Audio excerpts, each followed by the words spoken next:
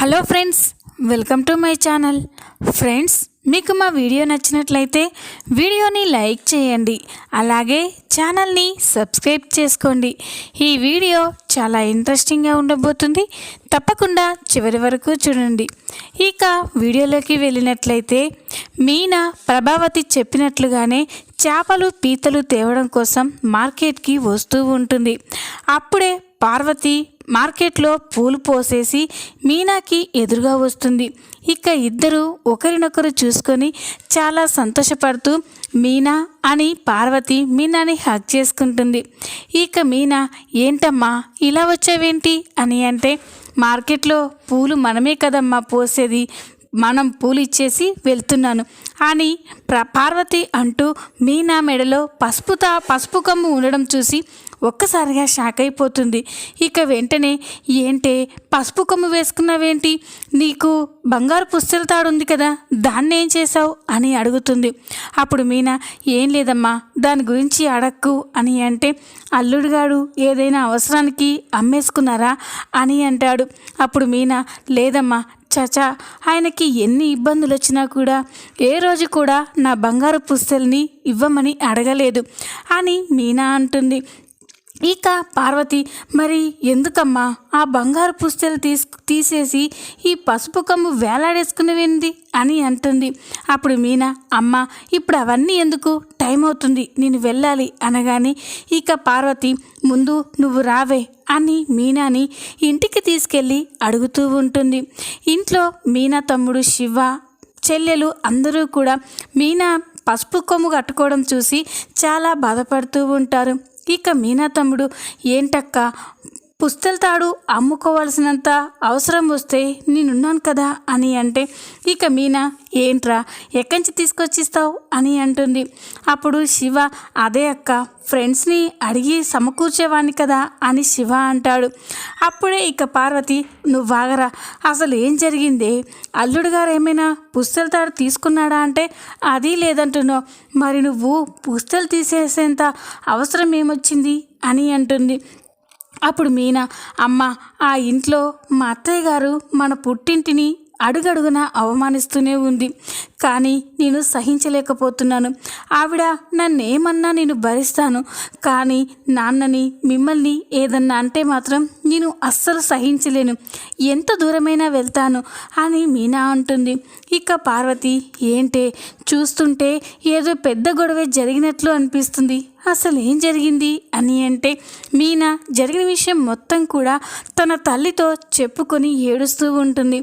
అమ్మ, ఏం చెప్పమంటావు, మా ఇంటికి వచ్చిన తోడికోడళ్ళు ఇద్దరూ కూడా బంగారం డబ్బు తెచ్చారంట, నేను గతి లేక వాళ్ళ ఇంటికి కోడలుగా వెళ్ళానంట, మా అత్తయ్య సూటిపోటి మాటలంటూ నన్ను చిత్రవద చేస్తుందమ్మా, వాళ్ళు నాతో బాగానే ఉంటున్నారు, కానీ ఈవిడే నన్ను వేపుకు తింటుంది అని మీనా ఆ రోజు జరిగిన విషయం మొత్తం కూడా పార్వతితో చెప్పగానే పార్వతి చాలా బాధపడుతుంది.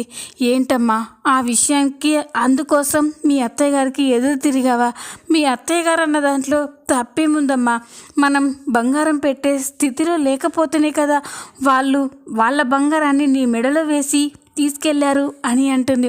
అప్పుడు మీనా, ఏంటమ్మా, మనమేమైనా బంగారం పెట్టమని అడిగామా, ఆ రోజు ఇదే పసుపు కొమ్ముతో నేను వాళ్ళ ఇంటికి కోడలుగా వెళ్ళేదాన్ని కదా, ఆ రోజు ఎందుకు పెట్టాలి, ఇప్పుడు ఎందుకలా పరువు తీయాలి అని మీనా అంటుంది.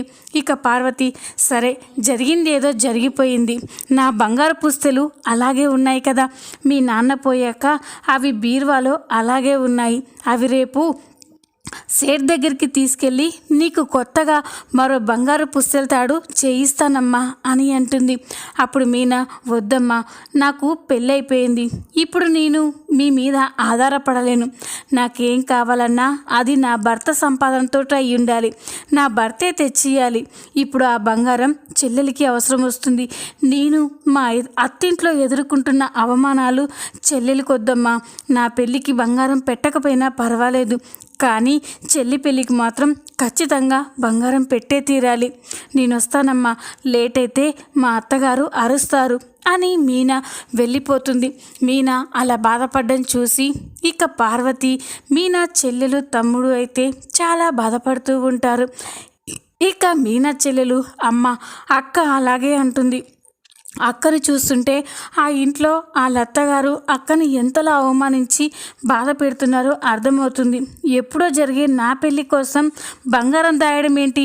ఇప్పుడు నీ పుస్తలు తీసుకెళ్ళి సేట్ దగ్గర అక్క కోసం వేరే కొత్త పుస్తలు చేయించమ్మా. అవి తీసుకెళ్ళి వాళ్ళ అత్తగారి ముందే అక్కకి ఇచ్చేసిరా. అప్పుడు మళ్ళీ మనల్ని మాట అనుకుంటూ ఉంటారు అని అంటుంది. ఇక పార్వతి కూడా అలాగేనమ్మా, అది వద్దన్నంత మాత్రాన నేను ఎందుకు అలా ఊరుకుంటాను? నా కూతురు అలా పసుపు కొమ్ము వేసుకొని ఉండడం నేను చూడలేకపోతున్నాను.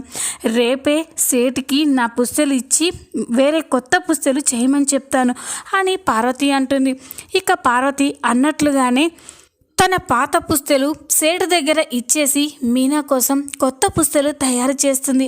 మరోపక్క ఇక మీనాకి ప్రభావతి ఇంట్లో పనుల మీద పనులు చెప్తూనే ఉంటుంది. దీనంతట ఇదిగా ఇంట్లో నుంచి వెళ్ళిపోవాలి అంటే క్షణం తీరిక లేకుండా దీనికి ఏదో ఒక పని చెప్తూనే ఉండాలి. అలాగైతేనే ఇంట్లో నుంచి వెళ్ళిపోతారు, మాకు ఏ సమస్య ఉండదు అని ప్రభావతి మీనాకు పని మీద పని క్షణం తీరిక లేకుండా పని చెప్తూనే ఉంటుంది. ఇక మీనా కూడా సహనంతో పనులు చేస్తూనే ఉంటుంది. ఇక ఇది ఇలా ఉండగా మరుసటి రోజు పార్వతి మీనాకి తను చేయించిన బంగారు పుస్తలు ఇద్దామని ప్రభావతి ఇంటికి వస్తుంది.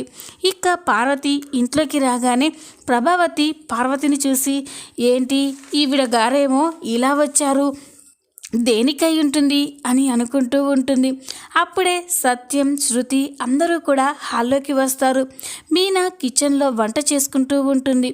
అప్పుడే సత్యం, ఏంటి చెల్లెమ్మా ఇలా వచ్చావేంటమ్మా అని అంటే అప్పుడే ప్రభావతి, ఏముంది వాళ్ళ ఇంట్లో ఈరోజు సరైన కూర లేకుండా ఉంటుంది, ఇక్కడికి వచ్చి బాగా తిని వెళ్దామని వచ్చుంటుంది అని ప్రభావతి అనగానే ఇక సత్యానికైతే చాలా కోపం వస్తుంది. ప్రభా, ఏం మాట్లాడుతున్నావు?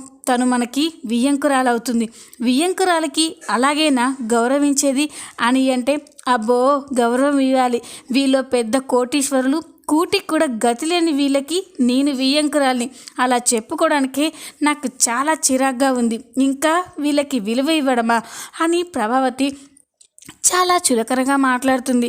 ఇంతలోనే శృతి అక్కడికి వచ్చి పార్వతిని చూసి, ఆంటీ ఎవరావిడా అని అడుగుతుంది. అప్పుడు ప్రభావతి, ఆవిడ మన ఇంట్లో ఒక శనిగ్రహం ఉంది కదా, ఆ శనిగ్రహానికి కన్న తల్లి ఈవిడేనమ్మా అని అంటుంది. ఇక అది విని సత్యానికి పార్వతికి చాలా కోపం వస్తుంది. శృతి, ఏంటంటే మీరు ఏదడిగినా కూడా ఇలా వంకరగానే సమాధానం చెప్తారా? అసలు ఆవిడ ఎవరంటే సరిగ్గా చెప్పకుండా ఇలా మాట్లాడతారేంటి అని శృతి అంటుంది. అప్పుడే సత్యం, అదేనమ్మా ఈవిడ మన మీనా తల్లి అని చెప్పగానే ఇక శృతి, అలాగా నమస్కారం ఆంటీ అని పార్వతికి నమస్కారం చేస్తుంది. ఇక పార్వతికి కూడా నమస్కారం అమ్మా అని అంటుంది. ప్రభావతి శృతి పార్వతికి అలా నమస్కారం చేసి గౌరవం ఇవ్వడం చూసి తట్టుకోలేకపోతుంది.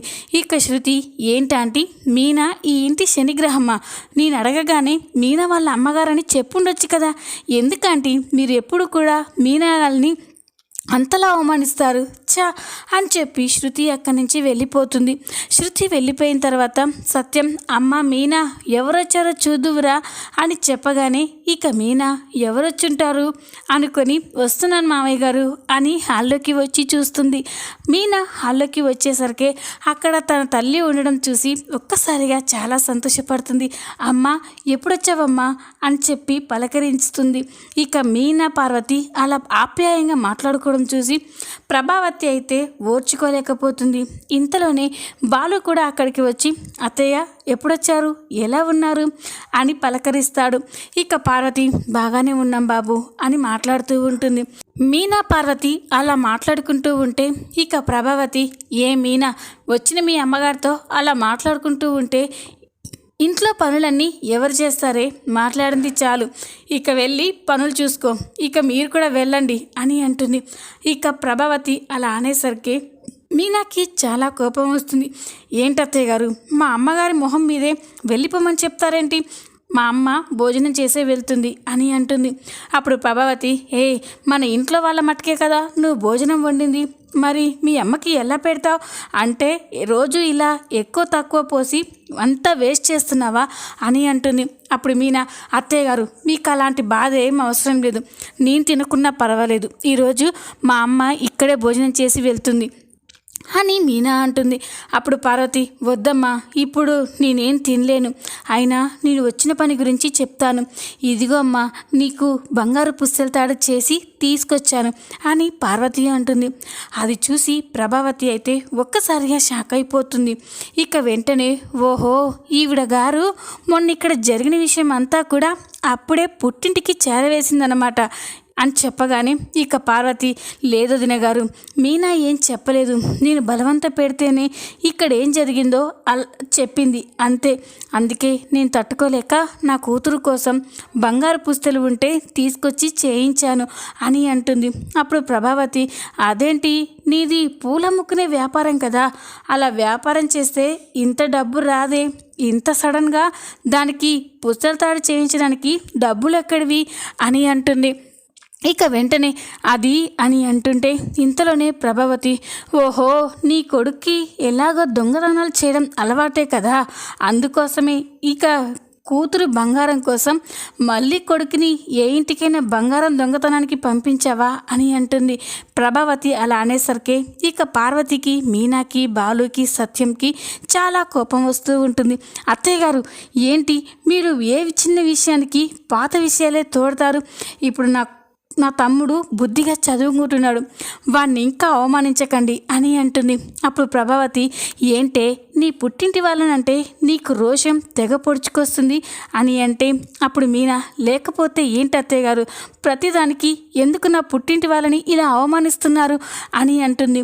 అప్పుడు ప్రభావతి, అప్పుడు కాదే ఇప్పుడు అవమానిస్తున్నాను, నీ పుట్టింటికి గతి లేక నా ఇంటికి నిన్ను కోడలిగా పంపించారు అని చెప్పగానే ఇక పార్వతికి చాలా కోపం వస్తుంది. ఇక వెంటనే ప్రభావతి అని చెప్పి ప్రభావతి చెంప పగలగొడుతుంది. అది చూసి అందరూ కూడా ఒక్కసారిగా షాక్ అయిపోతారు. ఇక ప్రభావతి, ఎంత ధైర్యమే నా మీదే చేయి చేసుకుంటావా అని అంటుంది. అప్పుడే సత్యం, నేను చేయలేని పని నా చెల్లెలు చేసిందే, అయినా నీకు ఇదేం పోయే కాలమే, ఎప్పుడు చూసినా మీనా మీద అలా విరుచుకు పడతావు అని సత్యం అంటాడు. ఇక అప్పుడే ఇక పార్వతి తేరుకొని, అన్నయ్య గారు నన్ను క్షమించండి, ఏదో ఆవేశంలో వదిన గారి మీద చేయి చేసుకున్నాను అని అంటుంది. అప్పుడు సత్యం, నువ్వేం తప్పు చేయలేదమ్మా, నేను చేయవలసిన పని నువ్వు చేశావు, అంతే తేడా, నువ్వు దాన్ని కొట్టడంలో అస్సలు తప్పులేదు అని సత్యం అంటాడు. ఇక ప్రభావతి, వసే మీ అమ్మకి ఇవన్నీ నేర్పించి నువ్వే తీసుకొచ్చావు కదే, నేను ఈ ఇంట్లో ఎక్కువ టార్చర్ చేస్తున్నానని మీ అమ్మ చేత ఈరోజు నాకు ఇంత అవమానం జరిగేలా చేస్తావా, చూస్తూ ఉండండి, ఇంతకింత ప్రతీకారం తీర్చుకుంటాను అని చెప్పి ప్రభావతి అక్కడి నుంచి వెళ్ళిపోతుంది. ఇక అప్పుడే బాలు ప్రభావతిని పార్వతి కొట్టడం చూసి చాలా కోపం వస్తుంది. కానీ ప్రభావతి అన్న మాటలే గుర్తు చేసుకొని పార్వతి ప్రభావతిని కొట్టడం న్యాయమే అనుకుంటాడు. ఇక బాలు దగ్గరికి వచ్చి, పార్వతి, అల్లుడు గారు నన్ను క్షమించండి, మీ అమ్మగారిని కొట్టడం తప్పే అని అంటే అప్పుడు బాలు, పర్వాలేదు అత్తయ్య, అయినా మా అమ్మకి ఇలాంటి శాస్తి జరగాల్సిందే, ఈ ఇంట్లో రోజు మీనాని ఎప్పుడూ అవమానిస్తూ ఇలాగే టార్చర్ పెడుతూ ఉంటుంది, ఈరోజు మీ ఇంటి గురించి అలా మాట్లాడితే ఎవరికైనా కోపం వస్తుంది, నేను అవేం పట్టించుకోను అని బాలు అంటాడు. ఈ విధంగా మీనాని అవమానించిన ప్రభావతికి పార్వతి బుద్ధి చెప్పబోతుంది. ఈ వీడియో కనుక మీకు నచ్చినట్లయితే లైక్ చేయండి, సబ్స్క్రైబ్ చేసుకోండి. Thanks for watching.